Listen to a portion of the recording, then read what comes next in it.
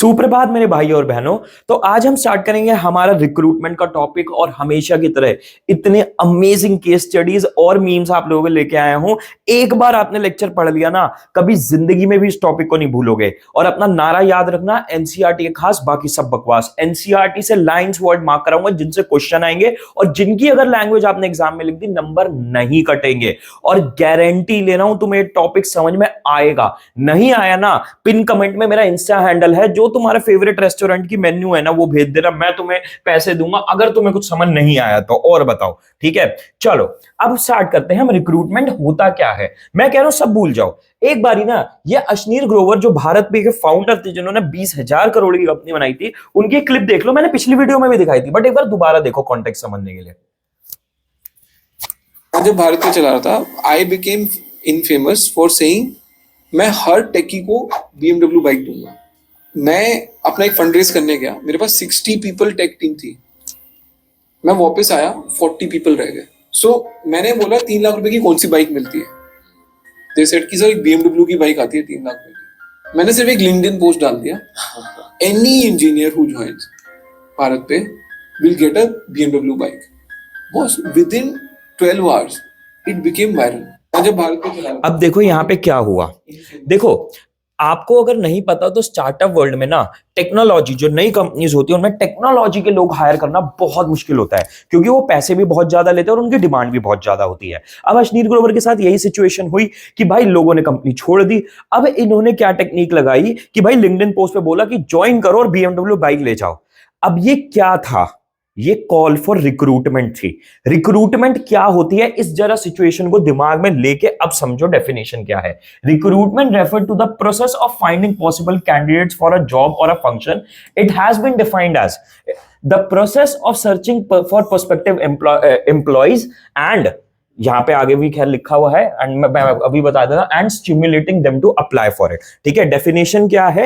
ये प्रोसेस है जिसमें हम प्रोस्पेक्टिव एम्प्लॉय जो हमारे काम कर सकते हैं उनको हम ढूंढते हैं एंड स्टिमुलेट करते हैं उनको अप्लाई करने के लिए। स्टिमुलेट का क्या मतलब होता है? बिजनेस स्टडी से पहले हमेशा क्या बोलता है, इंग्लिश सीख के। स्टिमुलेट करने का मतलब होता है कि आप उन्हें मोटिवेट कर रहे हो कि वो आपके पास आके अप्लाई करे। यहां पे अभी हम सिर्फ और सिर्फ अप्लाई करने की बात करें और कुछ नहीं। अब समझो इस बात की गहराई को कि यार एक कंपनी को, हमने पिछले भी लेक्चर में पढ़ा था कि right people can take a company to the top and wrong people can break the business. अब हमारी कंपनी में कोई भी ओपनिंग है, हमारे लिए सबसे इंपॉर्टेंट क्या है? हमारे पास बहुत बढ़िया बेस्ट लोगों उस काम को करने के लिए। अब हम उसको मेक श्योर करने के लिए क्या करेंगे भाई? अगर हमारे पास कोई ओपनिंग है तो हम चाहेंगे कि भाई दुनिया का हर इंसान जो इस जॉब के लिए एलिजिबल है वो अप्लाई करे और उनमें से मैं अपना बेस्ट सेलेक्ट कर पाऊं। सिलेक्शन प्रोसेस अगले वीडियो में पढ़ेंगे, पर अभी हम बस ये सोच रहे हैं कि भैया कैसे मैं सबसे बड़े बड़े पूल को अपने पास रिक्रूट करने के लिए, यानी अप्लाई करने के लिए लेके आऊं, कैसे मैं सबसे ज्यादा लोगों को लाऊं। ठीक है, अब सुनो, हमारे यहां पे क्या है, सोर्सेस ऑफ रिक्रूटमेंट होते हैं। क्या मतलब है? The various activities involve with the process of recruitment include. सबसे पहले तो हम यहां पे बात कर रहे हैं कि रिक्रूटमेंट प्रोसेस कैसा दिखता है, क्या होता है रिक्रूटमेंट प्रोसेस में, स्टेप्स क्या होता है। पहला स्टेप होता है identification of different sources of labour supply.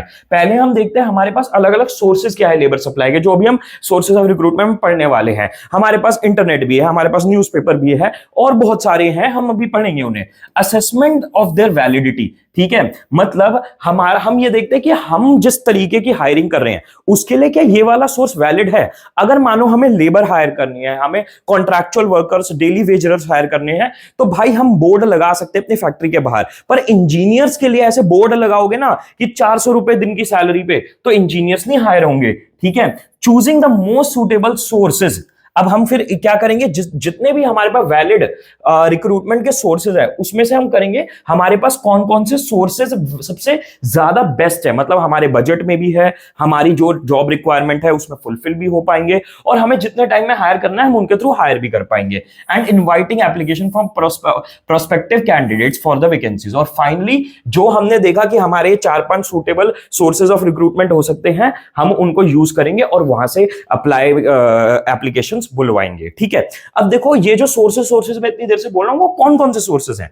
देखो हमारे पास दो सोर्सेस होते हैं रिक्रूटमेंट के, एक होते हैं इंटरनल सोर्सेस और एक होते हैं एक्सटर्नल सोर्सेस। इंटरनल सोर्सेस का मतलब हम अपनी कंपनी के अंदर ही एम्प्लॉइज को कह दे कि ये जॉब पोजीशन है, कोई लेना चाहेगा तो अप्लाई कर दो, राइट। और एक्सटर्नल सोर्सेज में क्या है, हम बाहर से लोगों को लाते हैं जो हम यूजुअली आप और मैं जानते ही हो। पर इंटरनल सोर्सेज को सबसे पहले हम समझते हैं। सबसे पहला क्या आता है, ट्रांसफर्स। ट्रांसफर तुम नाम से ही शायद समझ पा रहे होगे। ट्रांसफर का क्या है, it involve shifting of an employee from one job to another, one department to another, और from one shift to another without substantial change in their responsibility and status of employee. हम मतलब यहां पे क्या करते हैं, यहां पे तीन सिनेरियोज हो सकते हैं। या तो हम बंदे को एक जॉब से दूसरी जॉब में डाल दे, है ना, कि हमने कहा भाई तू फाइनेंस में था ना, तू काम अच्छा नहीं कर पा रहा, या तेरा इंटरेस्ट नहीं बन रहा, तो तू मार्केटिंग में चला आया। या हम कहेंगे कि एक डिपार्टमेंट से दूसरे डिपार्टमेंट में डाल दिया कि भाई हमारा तू ऐसा कर, तू डिटर्जेंट वाले में था ना मार्केटिंग में, तो तू ऐसा कर टूथपेस्ट वाले मार्केटिंग में चला जा। और लास्ट क्या है, shift to another, night shift है ना तो डे शिफ्ट में चला जा। ऐसे होता है, राइट। बट इसमें ना कोई सब्सटैंशियल चेंज नहीं होता रिस्पॉन्सिबिलिटी में, पावर में, या फिर जो पैसे मिलते हैं। तो मतलब जो एम्प्लॉय का लेवल है ना वो वहीं का वहीं होता है, बस उसका डिपार्टमेंट शिफ्ट या फिर हमारा जॉब चेंज हो जाता है, ठीक है। It may lead to changes in duties and responsibilities, working condition, etc., but not necessary salary, right? अब यहां पे क्या है, थोड़ा बहुत ड्यूटी में चेंज हो सकता है, थोड़ा बहुत रिस्पॉन्सिबिलिटी में चेंज हो सकता है, पर सैलरी में चेंज नहीं होता है, ठीक है। अब यहां पे ना कंफ्यूज मत होना, यहां पे बोला without substantive change in the responsibility and status of employee, ठीक है। अब यहां पे बस सिंपल सी, और आगे में ही बोला है कि भाई रिस्पॉन्सिबिलिटी में चेंज नहीं होता, ठीक है। तो यहां पे बस सिंपल सी बात है, एक छोटा सा चेंज, एनसीईआरटी खुद ही कंफ्यूज हो रही है। यहां पे बस सिंपल सी बात करें, छोटा मोटा ड्यूटीज रिस्पॉन्सिबिलिटी में चेंज होता है, बस सैलरी वहीं की वहीं रहती है, ठीक है। अब यहां पे एक चीज क्या है, यहां पे दो तीन इंपॉर्टेंट बातें हैं। ये सबसे ज्यादा हेल्पफुल होता है उन डिपार्टमेंट में जहां ओवर स्टाफ्ड लोग हैं। भाई 10 लोगों की जरूरत थी, 15 हायर करे हुए, तो उन बचे हुए 5 को कहीं इधर उधर अगले डिपार्टमेंट में डाल दो जहां कम लोग हैं। इसको हम हॉरिजॉन्टल मूवमेंट कहते हैं, राइट। ये याद रखना, एग्जाम पॉइंट ऑफ व्यू से 1 नंबर का इंपॉर्टेंट क्वेश्चन है। ये क्या है, देखो एक डिपार्टमेंट में था फाइनेंस है, ये मार्केटिंग में चला गया, सेम सैलरी सेम पे, बस थोड़ा बहुत काम में, थोड़ा बहुत खैर क्या काम में काफी चेंज हो जाएगा, बट सैलरी और पोजीशन सेम रहेगी, राइट। तो यहां पे क्या है, हॉरिजॉन्टल शिफ्ट है। Shortage of suitable personnel in one branch may be filled through transfers. हमने अभी पढ़ा ना, ओवर स्टाफ्ड डिपार्टमेंट होते हैं, उनमें क्या है, अगर किसी डिपार्टमेंट में शॉर्टेज है तो वो ट्रांसफर के थ्रू फुलफिल हो जाती है, बहुत सिंपल सी बात है। अब यहां पे एक चीज और बहुत इंपॉर्टेंट आती है जो मैं तुम्हें एक एग्जांपल से बताता हूं। मेरा ना एक फ्रेंड वीवो में काम करता था, और वीवो में ना नो फायरिंग पॉलिसी है। मतलब क्या है, अगर आप उनकी मैनेजमेंट टीम ज्वाइन करते हो और आप कितने गंदे से गंदा परफॉर्म करो, कितने बेकार से बेकार परफॉर्म करो, वो फायर नहीं करते एम्प्लॉइज को। वो कहते हैं अगर आप हमारी कंपनी के फैमिली पार्ट बन चुके हो तो हम फायर नहीं करेंगे। आपकी परफॉर्मेंस खराब आ रही है, हम आपको ट्रेनिंग देंगे। आपकी परफॉर्मेंस नहीं आ रही है, आप काम नहीं कर पा रहे हो, हम आपको दूसरे डिपार्टमेंट में डाल देंगे जिसके लिए आप सूटेबल हो, पर फायरिंग नहीं होगी। क्योंकि अगर किसी मैनेजर ने, एचआर ने हायर करा है तो पूरा उसने चेक करके हायर करा था कि भाई ये बंदा हमारी कंपनी के लिए सूटेबल है, और अगर हमने हायर करा है वो सूटेबल है, तो अब हमें काम ढूंढना है उसके मतलब का जहां पे वो अच्छा परफॉर्म कर पाए, राइट। तो यही बात बोली गई है। इसका एक फायदा क्या होता है, हम avoiding termination and removing individual problems and grievances, ठीक है। इसमें क्या होता है, अगर हमारे इंडिविजुअल्स को टर्मिनेट हमें करने की सिचुएशन आ जाए जहां पे वो अच्छा परफॉर्म नहीं कर रहे, तो ये उस चीज को रोक सकता है कि हम उसे किसी और डिपार्टमेंट में डाल दें जहां वो अच्छा परफॉर्म कर पाए। या फिर अगर वो एक डिपार्टमेंट या जॉब से, शिफ्ट से परेशान है, तो ऐसा ना हो उसे छोड़ना पड़े, हम उसको ट्रांसफर कर देंगे ताकि उसकी जो भी ग्रीवांसेस हैं, ग्रीवांसेस का क्या मतलब होता है, जो भी उसकी तकलीफ है वो सॉल्व हो जाए, ठीक है। Transfer to another job is capable of performing it. एक चीज बस हमें याद रखनी है कि अगर कोई इंडिविजुअल को हम किसी और जॉब में डाल रहे हैं, डिपार्टमेंट में डाल रहे हैं, तो हमें मेक श्योर करना है कि वो केपेबल हो उसको करने के। ऑब्वियस सी बात है, ऐसे डाल दोगे तो दिक्कत ही होगी, ठीक है। प्रमोशन क्या है यार, तुम मतलब नाम से ही समझ गए होगे, है ना। Business enterprises generally follow the practice of filling higher jobs by promoting employee from lower jobs, ठीक है। अगर कोई हमारी कंपनी में हायर लेवल पोजीशन खाली होती है या नई बन के आती है, अगर मानो जैसे मैंने तुम्हें पिछली वीडियो में बताया था कि भाई बीबी के इलेक्ट्रॉनिक्स की 4 कंपनीज हैं, Vivo, Oppo, one plus, Realme और आईक्यू, 5 कंपनीज। ये पांचों की पांचों कंपनीज एक ही ब्रांड के अंडर आती है, बीबीके इलेक्ट्रॉनिक्स। बहुत माइंड ब्लोइंग फैक्टर है जो मेजॉरिटी लोगों को नहीं पता। हमें लगता है अलग अलग कंपनीज है, नहीं, ये एक ही कंपनी के अंडर आती है। अब मानो इनका मन करके कि छठा फोन का ब्रांड खोलना है, ठीक है, तो भाई ये अपने जो करंट वीवो वगैरह इन्हीं से, इन्होंने वन प्लस जैसे लॉन्च किया बीबीके ने, ठीक है, इन्होंने ऐसे थोड़ी ना कि बाहर से जाके हायरिंग करी, इन्होंने अंदर के ही वीवो वगैरह के किसी बंदे को उठाया और उसको प्रमोट करके वन प्लस का सीईओ बना दिया। कार्ल पे, अगर तुम्हें थोड़ा सा और इंटरेस्ट हो तुम गूगल पे सर्च कर लेना, राइट। तो जो ऊंची पोजीशंस होती हैं वो हमेशा हमेशा तो नहीं कहूंगा पर जनरली प्रमोशन से भरी जाती है। Promotion leads to shifting of an employee to higher position carrying higher responsibilities, facility, status and pay. यहां पे ऑब्वियस ही बात है भाई, यहां पे हाई रिस्पॉन्सिबिलिटीज होती है, स्टेटस होता है, फैसिलिटीज भी ज्यादा मिलती हैं और पे भी ज्यादा मिलता है, ठीक है। इस वर्टिकल शिफ्टिंग, याद रखना ये दोनों चीजें बहुत इंपॉर्टेंट है। ट्रांसफर हमारी हॉरिजॉन्टल शिफ्टिंग होता है, प्रमोशन हमारा वर्टिकल शिफ्टिंग होता है। दिस प्रैक्टिस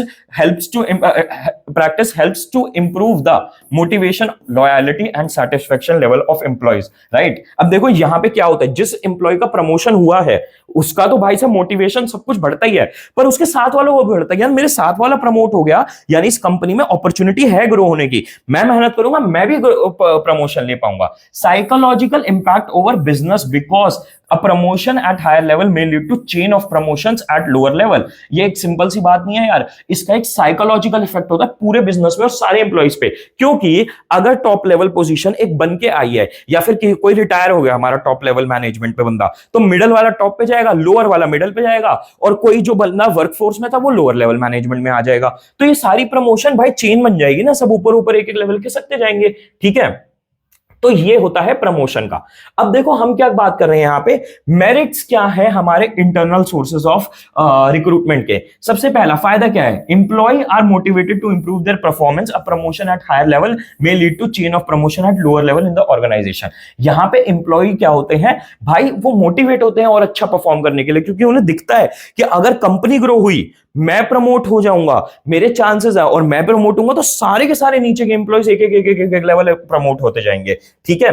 अब यहां पे एक चीज और बोली है, but employees work with commitment and loyalty and remain satisfied with their job, also peace prevails in the enterprise because promotion avenues are there, right. यहां पे क्या बोला है, एक फायदा इसका ये भी होता है कि एम्प्लॉयज बहुत कमिटमेंट और लॉयलिटी के साथ चालू काम करते हैं और पीस बना रहता है ऑर्गेनाइजेशन में। क्यों?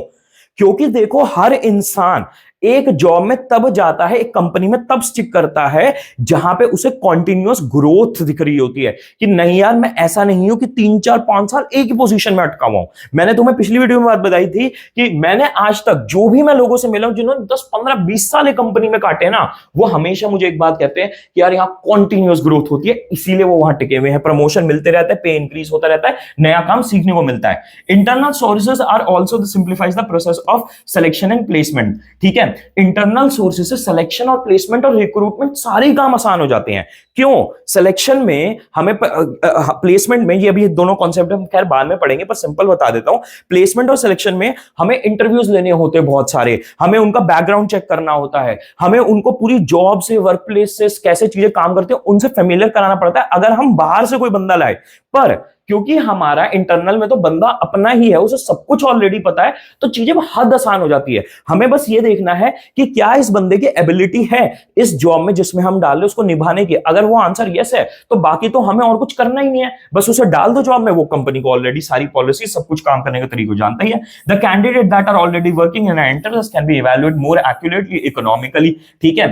तो ये और reliable source of way of recruitment बन जाता है। रिलायबल क्यों है? क्योंकि भाई जो कैंडिडेट है हम उसको बहुत रिलायबली, उसके मैनेजर्स ने उसको काम करते हुए देखा, कोवर्कर ने काम करते हुए देखा, तो हमें पता है भाई इस बंदे के साथ कोई प्रॉब्लम नहीं है, ठीक है। और ये इकोनॉमिकली भी है। याद रखना इंटरनल सोर्स ऑफ रिक्रूटमेंट बहुत सस्ता पड़ता है, बहुत कम टाइम कंज्यूमिंग है। क्यों? क्योंकि अगेन हमें इतना टाइम लगाना ही नहीं, पैसा लगाना ही नहीं। अभी तुम देखना एक्सटर्नल सोर्स ऑफ रिक्रूटमेंट में कितना टाइम और पैसा फूकना पड़ता है, अभी तुम्हें देखते जाओगे। Transfer is a tool for training the employee to prepare them for higher jobs. ये हमने ऑर्गेनाइजिंग चैप्टर में भी पॉइंट पढ़ा था। क्या कि अगर तुम ट्रांसफर करते हो, अगर किसी बंदे को, देखो हमें प्रेसिडेंट बनाना है, डायरेक्टर बनाना है, सीईओ बनाना है, आप एज हायर लेवल मैनेजमेंट ना ये नहीं कह सकते मुझे सिर्फ मार्केटिंग आती है, मुझे सिर्फ ऑपरेशंस आती है। आता है।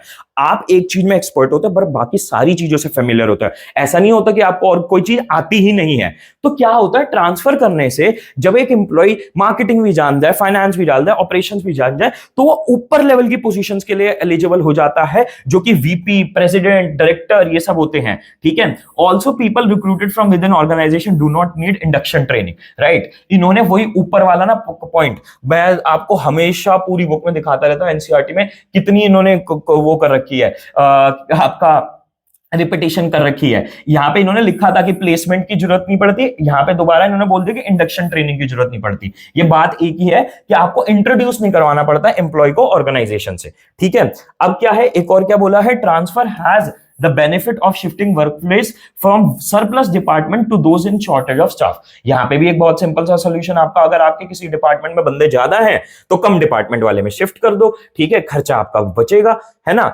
अब उसके बाद क्या है, filling of job internally is cheaper as compare to getting candidate from external sources. मैंने बता ही दिया कि आपके लिए इजी, टाइम कंज्यूमिंग भी कम होता है और चीपर भी होता है। ऑल्दो ये वाला पॉइंट इन्होंने ऊपर लिख दिया था इकोनॉमिकली वाला भी, मैंने आपको दिखाया, देखो इकोनॉमिकली वाला, पर यहां पे इन्होंने एक अलग से पॉइंट बना के दे दिया, तो हमारे लिए बढ़िया, हमें तो एक पॉइंट और फ्री का मिल गया। ठीक है। अब यहां पे याद रखना बहुत सिंपल सा, टाइम और कॉस्ट, ये दोनों पॉइंट तो याद ही रखना। इंटरनल में वो कम होते हैं और आपके एक्सटर्नल में ज्यादा लगता है टाइम और कॉस्ट। ठीक है। अब सुनो क्या है, एक सबसे इंपॉर्टेंट और इंटरेस्टिंग चीज अब यहां चालू होती है। इंटरनल सोर्सेज ऑफ रिक्रूटमेंट का एक सबसे बड़ा क्या होता है issue, infusion of new blood रुक जाता है, नया खून आना रुक जाता है कंपनी में। अब इसका क्या मतलब है, जरा देखो। ये ना मैं रिसेंटली कोटक महिंद्रा, जो कि बहुत लेगेसी बैंक है, जिसको बहुत मतलब एजेड लोगों ने स्टार्ट किया था और बहुत पुराना बैंक है, जिनके पास नई मेंटालिटी के लोग नहीं होते। ठीक है, जनरली ऐसे बैंक्स के पास, उनका मैं ये ऐड देख रहा था जो राज शमानी ने किया था। एक बार थोड़ा सा ऐड की ग्लिम्स लो, और मुझे बहुत प्यारी चीज लगी है, क्यों दिखाता हूं। Welcome to the world of tomorrow, where everything goes into an endless loop of let's do this tomorrow. Like following a healthy lifestyle, learning something new, and forever cancel Goa plans. Not to forget the most important of them all, our savings. अब देखो यहां पे क्या है, इसने बस यही बोला कि यार टुमारो पे हम चीजें डालते हैं, पर सेविंग्स को भी हमें टुमारो पे नहीं डालना चाहिए। अब समझो मैं यहां पे क्या कहना चाह रहा हूं। देखो यार, अगर कोटक महिंद्रा, ये कोई उनके पुराने लोगों का काम नहीं है, जो 40, 50, 60 साल के लोग हैं, एम्प्लॉइज हैं, जिन्होंने इस बैंक को स्टैब्लिश किया था। उन्हें नहीं पता भाई डिजिटल मार्केटिंग कैसे होती है, इंस्टाग्राम कैसे वर्क करता है, बच्चों को आजकल क्या चीजें पसंद आती है, हम लोगों को, यंगस्टर्स को क्या चीजें पसंद आती है। तो इसके लिए इन्होंने डेफिनेटली कोई अपने नए नए लोग हायर करे होंगे, कॉलेज के 20, 25, 30 साल के बंदे, जो कि सारे सोशल मीडिया को, गेम को समझते हैं। और तभी इन्होंने इतना अच्छा एड बनाया, राज शमानी जैसे रेलेवेंट इंसान के साथ कोलैब किया। और इनका तुम इंस्टाग्राम पे देखोगे ना, बहुत अच्छा बना रखा है कोटक महिंद्रा ने।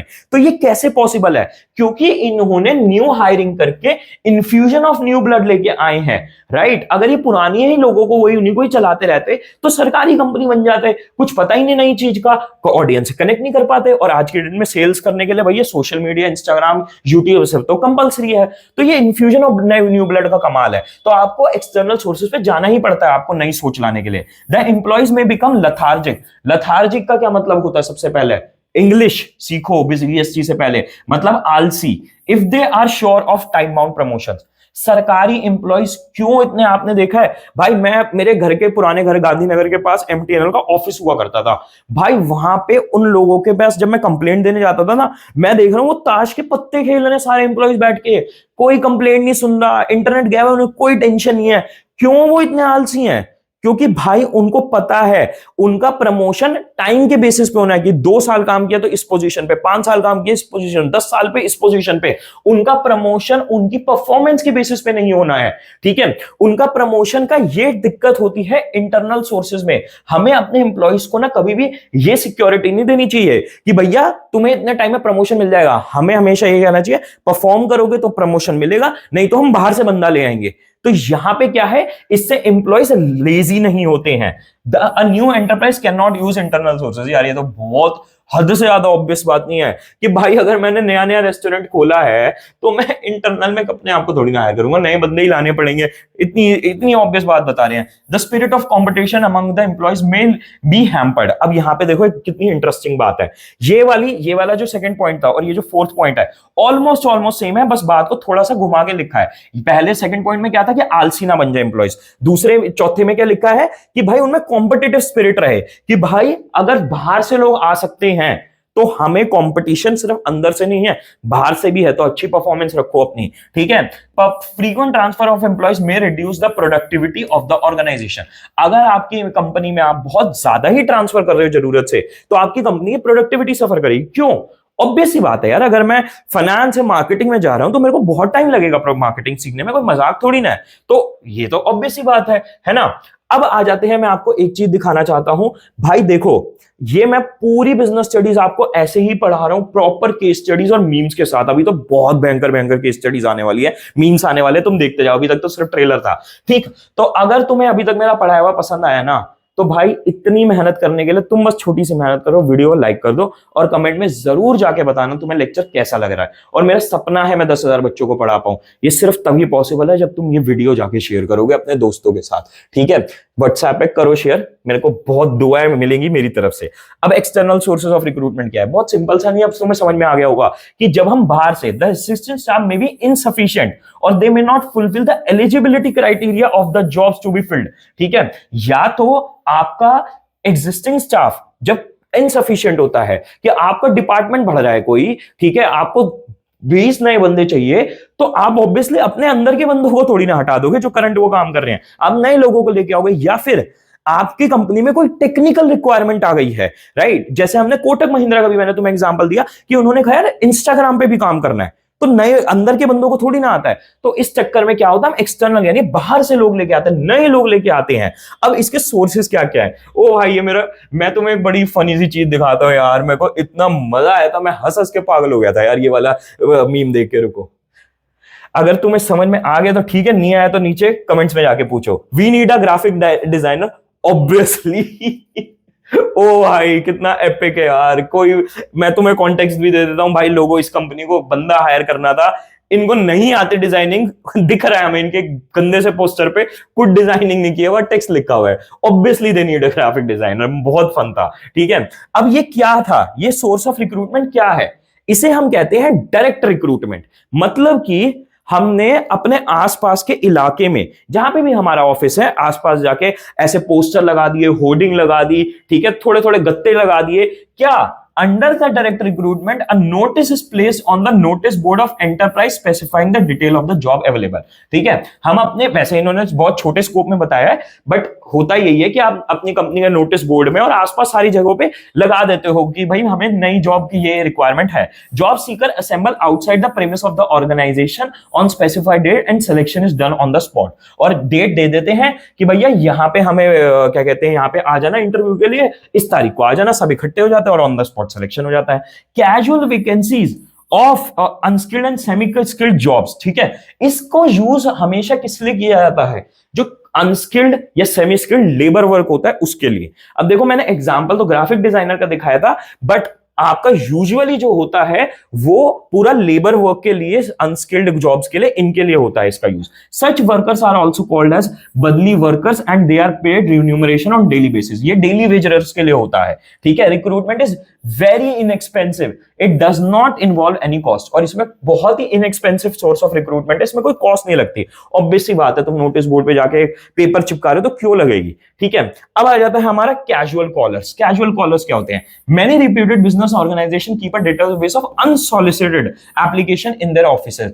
अब अनसॉलिसिटेड का क्या मतलब होता है? जब तक इंग्लिश नहीं सीखोगे बीएससी नहीं समझ में आएगी। अनसॉलिसिटेड का मतलब होता है, कहते नहीं मेरे को अनसॉलिसिटेड एडवाइस मत दे, मतलब जिस चीज के लिए मैंने पूछा नहीं वो मेरे को आके मत बता, जो हमारे रिश्तेदार करते हैं, राइट। हमारे रिश्तेदार अनसॉलिसिटेड एडवाइस देते हैं। अब यहां पे यही है कि जो एचआरस होते हैं बड़े बड़े कंपनीज के, उनके पास ना आगे पीछे कॉल आते रहते हैं कि सर मेरे को, मैं जॉब के लिए लुकआउट कर रहा हूं, प्लीज हायर कर लो। मेरे को आपने, उसने आपका मेरे को नंबर दिया था, मैंने आपका नंबर यहां देखा, अगर आपको रिक्वायरमेंट है तो मैं जॉब के लिए अवेलेबल हूं। बट क्या होता है, अगर मानो कंपनी को जरूरत नहीं है तो एचआर ऑब्वियसली मना कर देगा, पर एचआर स्मार्ट होते हैं, ये नहीं होता कि बस मना करके फोन काट दिया, वो डेटाबेस में बंदे की डिटेल्स और फोन नंबर चढ़ा लेते हैं कि भैया कभी भी जरूरत पड़ी तो इनको कॉल बैक करके इनवाइट कर लेंगे। तो यही बात यहां पे बोली कि कई ऑर्गेनाइजेशन के पास अनसॉलिसिटेड एप्लीकेंट्स का डेटाबेस होता है। Job seekers can be prepared and can be screen to fill the vacancies as they arise. और क्या होता है, इन जॉब सीकर्स को तब कॉल किया जाता है जब भाई हमारे पास जरूरत आ जाए। ठीक है, अब ये भी बहुत रिड्यूसेस द कॉस्ट, ये भी बहुत चीप सोर्स ऑफ रिक्रूटमेंट होता है क्योंकि इसमें भी कोई खर्चा थोड़ी ना लगा है। अब आ जाते हैं हमारा एडवर्टाइजमेंट। ठीक है, आपको मैं एक चीज दिखाता हूं, यहां पे देखो, आपने क्या न्यूज़पेपर में ये वाला देखा है कॉलम, आपका हर न्यूज़पेपर में ना ऐसा रिक्रूटमेंट का कॉलम होता है बड़े बड़े, जहां पे ना जॉब वैकेंसीज मेंशन्ड होती हैं कि हमारी ये कंपनी है, ये रिक्वायरमेंट है, ये हायरिंग हमें करनी है। ठीक है, तो ये क्या है, ये एडवर्टाइजमेंट है। ठीक, एडवर्टाइजमेंट इन न्यूज़पेपर और trade and professional journals is generally used when a wider choice is required। जब हमें बहुत सारे लोग चाहिए होते हैं कि भैया hundreds and thousands of लोग अप्लाई करें, तो हम न्यूज़पेपर, प्रोफेशनल जर्नल्स इनमें छपवा देते हैं क्योंकि ऑब्वियस सी बात है, इनकी रीच ज्यादा है। Most of the senior position of industry as well as commerce are filled by this method. जितनी भी आपके टॉप मैनेजमेंट सीनियर पोजीशंस होती है ना, वो मेजरली इस मेथड से भरी जाती है। The advantage of this advertising vacancies is that more information about the organisation job can be given in the advertisement. इसका एक फायदा सबसे बड़ा क्या है कि भाई हम ज्यादा से ज्यादा इंफॉर्मेशन कंपनी के बारे में और हमारी जॉब जो भी रिक्वायर्ड है उसके बारे में मेंशन कर सकते हैं अच्छे से, क्योंकि एड में स्पेस ज्यादा मिलता है। पर इसकी एक डिसएडवांटेज है, flood of responses and many times from quite unsuitable candidates. But problem क्या है, आपको बहुत ही सारी एप्लीकेशंस कभी बार आ जाती हैं और उनमें मेजॉरिटी एप्लीकेशंस, यार अगर 50 लाख की जॉब आप न्यूज़पेपर में छपवा रहे हो, भाई पूरी दुनिया अप्लाई कर देगी। जिन लोगों ने 12वीं पास करी है वो भी जाके अप्लाई कर देंगे कि मेरा क्या जा रहा है, अप्लाई करने में कर देते हैं। अब वो तुमने तो अप्लाई कर दिया मजे मजे में, ठीक है, तुमने तो कहा भैया मैंने तो बिजनेस स्ट्रेटजी पढ़ी है प्रिंस भैया से, मैं 50 लाख की जॉब के लिए एलिजिबल हो गया, राइट, तुमने तो भर दिया, पर उस बंदे का तो टाइम जाएगा और तुम सेलेक्ट नहीं हो पाओगे, है ना। अब यहां पे एक होता है और एम्प्लॉयमेंट एक्सचेंज। ये क्या होता है मैं तुम्हें दिखाता हूं। ये ना आपकी दिल्ली गवर्नमेंट की एक्चुअल एक वेबसाइट है। यहां पे क्या है, ये पूरा पोर्टल बना हुआ है कि आप यहां पे रोजगार योजना, यहां पे आप जाके अप्लाई कर सकते हो जॉब के लिए, और यहां पे डेटाबेस बन जाएगा आपका। आप बहुत बड़े लिस्ट ऑफ कैंडिडेट जिन्होंने भी अकाउंट बना रखा है वो उसमें ऐड हो जाओगे, और कंपनीज जो हायरिंग करती हैं वो आएंगी और वो डेटाबेस में देखेंगे, उनको जो सूटेबल लोग लगेंगे उनको वो हायर कर लेंगे कॉन्टैक्ट करके। ठीक है, तो ये एम्प्लॉयमेंट एक्सचेंज होता है, right. Employment exchanges are run by government, are regarded as a good source of recruitment for unskilled and skilled operative jobs. अब यहां पे of course senior level jobs इन सब के लिए नहीं होता, ये होता है मोटा मोटा अनस्किल्ड या फिर थोड़ा सा अकाउंटेंट, जो एक वर्कफोर्स लेवल का काम होता है। मैनेजमेंट के लोग हायर भी नहीं होते यहां से, ठीक है। अब यहां पे बट एक चीज ये है, unfortunately the record of employment exchange are often, तुम सोच भी सकते हो यहाँ क्या लिखा हुआ होगा, क्या लिखा हुआ है कि इन पर दिक्कत की बात यह है, इन एम्प्लॉयमेंट एक्सचेंजेस के जो रिकॉर्ड होता है अप टू डेट नहीं होता और many candidate referred by them may not be suitable. यहाँ पे क्वालिटी कैंडिडेट्स नहीं होते और इनके रिकॉर्ड अप टू डेट भी नहीं होते। अब तुम इस वेबसाइट में एक फन बात दिखाता हूं मैं तुम्हें, चलो। टुडे न्यू रजिस्ट्रेशन, सुबह से अभी तक 20 तारीख में सिर्फ 24 रजिस्ट्रेशन हुए हैं, 28 लोगों ने अपने रजिस्ट्रेशन अपडेट करे हैं और सिर्फ 378 कैंडिडेट ने लॉग इन करा है। ये समझ रहे हो भाई, तुम्हें शायद लग रहा हो ये नंबर ज्यादा, बट एक्चुअली ये नंबर हद से भी ज्यादा कम है, हद से भी ज्यादा कम है। यानी ये वेबसाइट ऑलमोस्ट डेड ही मानी जाएगी। तो यही दिक्कत है एम्प्लॉयमेंट एक्सचेंजेस के साथ, सरकारी एक्सचेंजेस के साथ। उसके अलावा आती है placement agencies and management consultants, ठीक है। अब ये क्या होते हैं, मैं तुम्हें एक बात बताता हूं। मैंने ना खुद जब मैं 12th में था, मैंने एसआरसीसी फिर क्रैक करा था, फिर मैंने एसआरसीसी ड्रॉप किया था, मैं 6 महीने खाली था। तो मैंने जस्ट डायल पे कॉल करके कहा कि मेरे को जॉब चाहिए, तो मुझे किसी मैनेजमेंट कंसल्टेंट का नंबर दे दो या एजेंसी का नंबर दे दो। अब ये एजेंसीज क्या करती हैं, इनका ना बहुत सारी कंपनीज के साथ टाई अप होता है। ये ना बीच में एक तरीके से डीलर की तरह बैठी है कि मानो ये हमारी बीच में एजेंसी है, इनका क्या है, बहुत सारी कंपनी से टाई अप होता है। अब क्या होता है, लोग इनके पास आते हैं इंटरव्यू करने, ठीक है, ये इंटरव्यू लेते हैं लोगों का। अब या तो ये किसी को रिजेक्ट कर देंगे, और अगर ये किसी को एक्सेप्ट करेंगे तो ये उस कंपनी की तरफ भेज देंगे कि भाई देख सुरेश, तू ना इस वाली कंपनी के लिए सबसे सूटेबल कैंडिडेट है, तुझे हम यहां पे भेज देते हैं। फिर क्या करेंगे, उस कंपनी के पूरा उस बच्चे का, सुरेश का इंटरव्यू ले लेंगे, सब कुछ डन करेंगे, और उस कंपनी को फाइनल बस एक स्क्रीनिंग के लिए, एक इंटरव्यू के लिए भेज देंगे, भैया ये मेरी तरफ से कैंडिडेट रिकमेंडेड है, एक फाइनल इंटरव्यू इंटरव्यू ले लो अपनी तसल्ली के लिए और फिर आप उसे हायर कर लेना, राइट। तो ये बड़ा इजी मॉडल होता है कंपनीज के लिए हायरिंग का, क्योंकि सारा काम फिर वो मैनेजमेंट कंसल्टेंट या एजेंसी करती है। Management consultants firm help the organisation in recruitment of technical, professional and managerial personnel, ठीक है। यहां से हम टेक्निकल, प्रोफेशनल और मैनेजमेंट के लोग हायर कर सकते हैं। They specialise in middle level and top level executive placement. Middle level, top level के लोग मिल जाते हैं। They maintain a data bank of person with different qualification and skill and even advertise the job on behalf of clients to recruit right kind of personal.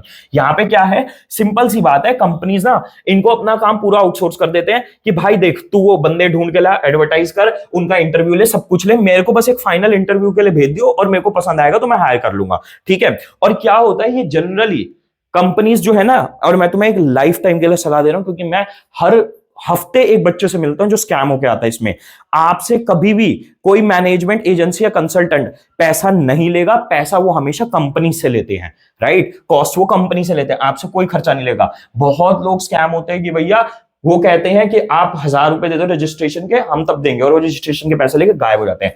Campus recruitment, ये बहुत simple सा point है। देखो SRCG, Sukhdev, IIM Indore, ये colleges भाई India के top colleges आते हैं और कॉमर्स के स्टूडेंट्स का सपना होता है। क्यों सपना है? सबसे मेन रीजन क्या है इनका सपना होने का? इनकी प्लेसमेंट। SRCC और सुखदेव का, मैं इन दोनों कॉलेजेस से पढ़ा हूं, इनका average package 9 lakh per annum का, हाईएस्ट पैकेज जा रहा है 35-40 लाख पर एनम का। IIM इंदौर की बात करें, BBA प्लस MBA करके निकलोगे, एवरेज पैकेज 25 लाख का होगा, हाईएस्ट पैकेज कितना, 70 लाख 1 करोड़ का। भाई तभी तो इन कॉलेजेस के पीछे तुम लोग जाना चाहते हो, तभी तो टॉप कॉलेजेस माने जाते हैं। अब क्या है, यहां पे पर हायरिंग कौन कर रहा है? कंपनीज ही तो कर रही है। Recruitment from educational institution is well established practice of business, this is referred to as campus placement, ठीक है। ये एक बहुत पुराना मेथड है हायरिंग करने का कंपनीज के लिए, कि वो क्या करते हैं, जो कॉलेजेस होते हैं ना उनके प्लेसमेंट सेल, इनको प्लेसमेंट सेल्स कहा जाता है। मैं जब सुखदेव में था ना, मैं प्रेसिडेंट और फाउंडर था आपका कंप्यूटर साइंस डिपार्टमेंट के प्लेसमेंट सेल का। मैंने बहुत क्लोजली देखी प्लेसमेंट्स होती हुई, मैंने अपने बैचमेट्स की बहुत प्लेसमेंट करवाई है अपनी टीम के साथ, ठीक है। तो भाई क्या होता है, ये हमारे साथ कंपनीज ना रिलेशन बना के रखती हैं कि भाई उन्हें भी नए लोग चाहिए होते हैं, अच्छे बच्चे चाहिए होते हैं। अब सुखदेव का बच्चा अच्छा ही होगा, हमारे कॉलेज टॉप कॉलेज है, इतनी मुश्किल से बच्चे एडमिशन लेते हैं, बच्चे अच्छे ही होते हैं, तो वो हमसे रिलेशन बना के रखते हैं, हम उनकी प्लेसमेंट करा देते हैं, उन्हें भी फायदा, हमारे बच्चों का फायदा। Recommendation of employees, recommendation of employees क्या है, चलो इसका मीम दिखाता हूं मैं तुम्हें।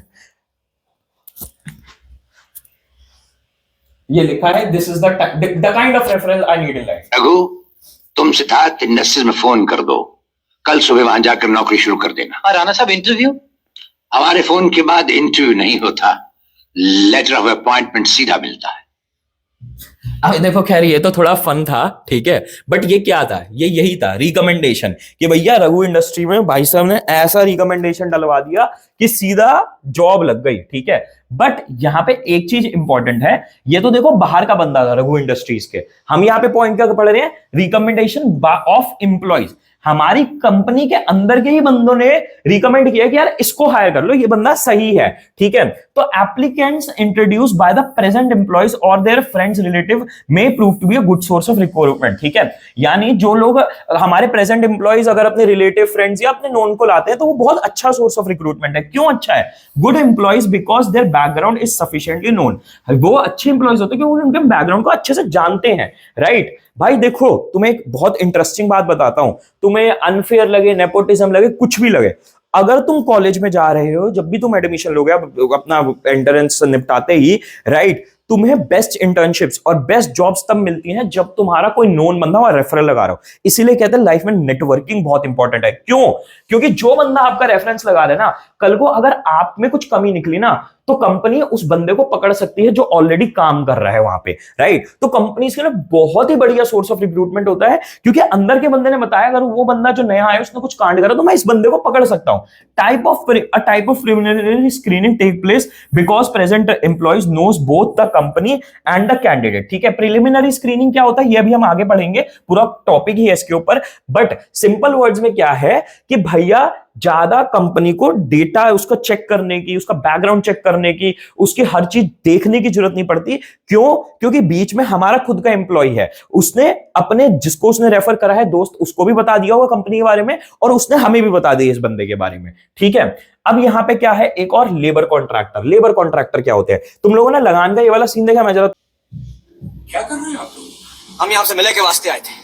इनका ही टुकटुक वाला सड़ियल बच्चा सा खेल देखने नहीं, हमारा दर्द जाना तो दूर, वो गोरे ने बुरा पर हाथ छोड़ दिया। कैप्टन रसल, तुमने जो कहा हमें कुछ सुनना ही आया। माफ कीजिए, इस समस्या लेकर आए हैं, बहुत दुखी हैं। आज तक भी बरखा नहीं हुई है। सो अन्नदाता इस साल का पूरा लगान माफ कर दे माई बाप। कोई प्रॉब्लम योर हाइनेस? ये चाहते हैं कि हम इस साल का लगान माफ कर दें, पर हमने बता दिया है कि ये नामुमकिन है। देखिए, लेकिन ये मुमकिन है। शर्त ये है कि तुम हमको इस खेल में हराओ और हम तुम्हारा लगान माफ कर देगा। कहीं तुम हार गया तो तुम हमको 3 गुना लगान देगा। अब देखो यहां पे क्या है, समझना। मैंने वैसे लगान मूवी नहीं देखी, भूपिंदर सर ने मुझे क्लिप दिखाई थी, मैंने बस बताया था मुझे कुछ ऐसा चाहिए। तो लगान देखनी चाहिए ना, अच्छी मूवी आई गेस। बट यहां पे देखो मेन क्या है, जो आपका यहां पे हमारे आमिर खान है, वो लेबर कॉन्ट्रैक्टर है एक तरीके से। कैसे? देखो, वो खुद भी लेबर है, वो खुद भी फार्मर थे, ठीक, बट वो एक बंदा होता नहीं जो हर ग्रुप में सरदार होता है। काम वो भी वही इक्वल करता है, पर उसकी सबसे बातचीत अच्छी होती है, वो बोल्ड होता है, पब्लिकली बोल पाता है, वो अपने हक के लिए लड़ पाता है। तो क्या होता है, वो लेबर्स का कॉन्ट्रैक्टर बन जाता है, उसके पूरे नेटवर्क में, लेबर्स के नेटवर्क में बहुत अच्छे खासे रिलेशन बन जाते हैं। तो ये क्या होता है, अब समझना, labour contractor maintain close contact with labourers and they can provide the required number of unskilled worker on a short notice। क्योंकि इनकी बहुत बातचीत होती है। हमारे भी जब हम मेड वेड हायर करते हैं ना हमारे एरिया में, तो हमारे पास एक दो ऐसी मेड है जो हेड मेड होती हैं, उनके बहुत सारी मेड से जान पहचान होती हैं। तो workers are recruited through labour contractors who are themselves employees of the organisation. तो होता क्या है, मानो हमारे पास कोई ऐसा सरदार है जो कि भाई जिसके पूरी सिटी में, देश में, कहीं भी मान लो उसके जान पहचान के लोग हैं, तो हम क्या कहेंगे कि यार भाई जी जरा यार बंदा ले आया, हमें 2-4 ऐसे नए लेबर चाहिए। The disadvantage of this system is are that if a contractor himself decide to leave the organisation. पर इसकी सबसे बड़ी एक भयंकर डिसएडवांटेज क्या है, अगर तुम्हारी कॉन्ट्रैक्टर से कोई पंगा हो गया, कोई लड़ाई हो गई, ठीक है, तो भाई फिर वो अपने सारे ही लेबर्स को ले जाता है, राइट। अब यहां पे आमिर खान का जो एग्जांपल था कि भाई उसने बगावत कर दी, तो सबने बगावत कर दी, सबने लगान के लिए क्रिकेट खेलना चालू कर दिया। अब ये हमारा होता है एडवर्टाइजमेंट ऑफ टीवी। बेसिकली ये जो टीवी एडवर्टाइजमेंट होते हैं ना, ये नेशनल टीवी पे नहीं होते, बहुत छोटे छोटे लोकलाइज चैनल, लोकल लैंग्वेज वाले चैनल में होते हैं, जहां पे क्या होता है, हम हमारी जो वैकेंसी होती है उसको पूरे टीवी में डाल देते हैं। ठीक है, बहुत इंपॉर्टेंट है। The detail requirement of the job, qualities required are publish along with the profile of the organisation where vacancy exist. तो टीवी में ऐड चल गया, कंपनी की डिटेल दे दी, जॉब की डिटेल दे दी। अब उसके बाद आता है वेब पब्लिशिंग। ठीक है, वेब पब्लिशिंग बहुत, इनफैक्ट यहां पे आधे से ज्यादा जितने एनसीईआरटी में मेंशन है ना, आधे से ज्यादा आउटडेटेड है। ठीक है, आज के डेट में एडवर्टाइजमेंट टीवी पे नहीं चलता, ठीक है, न्यूज़पेपर एड्स आते हैं बट इतने नहीं चलते। आज की डेट में क्या चलता है, इंटरनेट पब्लिशिंग। अब मैं तुम्हें खुद अपनी प्रोफाइल दिखाता हूं। देखो, मैं लिंक्डइन में बहुत एक्टिव हूं, मैं स्टूडेंट्स को बहुत एक्टिवली, जो कॉलेज के स्टूडेंट होते हैं, तुम स्कूल के हो बट कनेक्ट कर सकते हो। मेरे अभी रिसेंटली 10,000 फॉलोअर्स क्रॉस हुए थे, राइट। और यहां पे मैंने हायरिंग के कई सारे पोस्ट डाले हुए हैं, कॉलेज में लाइफ कैसे जीनी है, केस स्टडीज के मैंने डाली हुई है। तो मैं बहुत रेगुलरली पोस्ट करता हूं लिंक्डइन पे, यहाँ पे मेरी आपको सारी जिंदगी का कच्चा चिट्टा सब मिल जाएगा। ठीक है, अब यहाँ पे क्या है, जब मेरे को हायर करने होते हैं ना एडु कैप्टन के लिए इंटर्न्स, तो वो भी मैं यहीं पे डाल देता हूं। अब ये क्या है, ये वेब पब्लिशिंग ही तो है। इसका क्या मतलब हुआ, there are separately certain website specifically designed and dedicated for the purpose of providing job and both job seeker and job opening, right। यहाँ पे कई सारी वेबसाइट होती है। वैसे तो मैंने चलो लिंक्डइन दिखा दिया, naukri.com है, monster.com है, यहाँ पे भाई कंपनीज को भी फायदा है और जॉब सीकर्स को भी फायदा है। In fact website are very commonly visited both in perspective by perspective employees and the organisation searching for suitable people. ये बहुत ही अच्छा एक सोर्स ऑफ रिक्रूटमेंट है, एम्प्लॉयज के लिए भी और कंपनीज के लिए भी। ठीक है, चलो भैया, अब हम आ जाते हैं सिंपल से मेरिट्स एंड डीमेरिट्स ऑफ हमारा एक्सटर्नल सोर्सेज। सबसे पहली चीज, qualified personnel. By using the external sources of recruitment, the management can attract qualified and trained people to apply for vacant job in organisation, है ना। मैंने अभी इसकी बात बताई ही थी कि भाई आपको कोई बिल्कुल नई आपके पास ओपनिंग आई है, ठीक है, तो उसके लिए आपको बिल्कुल बढ़िया क्वालिफाइड लोग बाहर से मिल जाएंगे, क्या पता आपके अंदर हो ही ना वो लोग क्वालिफाइड, ठीक है। वाइडर चॉइस, ठीक है। हमने क्या देखा, सिंपल सा बहुत पॉइंट है यार यहाँ पे कि भाई इंटरनल सोर्सेज में हमारे पास वही गिने चुने 10 20 50 100 1000 लोग हैं, पर आप जब एक्सटर्नल सोर्स पे जाते हो हजारों लोग, 10,000 लोग तो आके अप्लाई कर देते हैं, फिर उनमें आपके पास बहुत अच्छी चॉइस होती है कि आप किसको हायर करो। फ्रेश टैलेंट, मैंने इसका कोटक का भी ऊपर दिखाया था कि भाई इंटरनल में हमारा इन्फ्यूजन ऑफ न्यू ब्लड नहीं हो पाता, यहाँ पे हमें फ्रेश टैलेंट मिलता है। The present employee may be insufficient और they may not fulfil the specification of the job to be filled. External provide wider choice and bring the blood new blood in the organisation, है ना। अब कोटक वाले वो बुजुर्ग लोगों ने जो कंपनीज चला रहे थे इतने सालों से, उन्होंने नए लोग हायर करे भाई नए तरीकों से। Competitive spirit, if a company taps external story, existing staff will have to compete with each other, है ना, with outsiders। एग्जिस्टिंग स्टाफ को पूरा खतरा रहेगा कि भैया बाहर से भी लोग हायर करके लाए जा सकते हैं मेरी जॉब के लिए, मेरा प्रमोशन खा सकते हैं बाहर से लोग लाके। Dissatisfaction among existing staff, recruitment में lead to dissatisfaction and frustration among employee, they may feel that the chances of promotion are reduce. अगर मानो प्रमोशन होना किसी इंप्लॉय का, और ये चीज ना भाई साहब बहुत दिल तोड़ने वाली होती है, आप बैठे हुए हो कि भैया मैं तो सालों से कंपनी में जॉब कर रहा हूं और इतनी अच्छी परफॉर्मेंस मैंने दी है, अब मेरा प्रमोशन होगा, और प्रमोशन ना हो और किसी और को लाके डाल दिया जाए उस जगह पे, राइट भाई। इस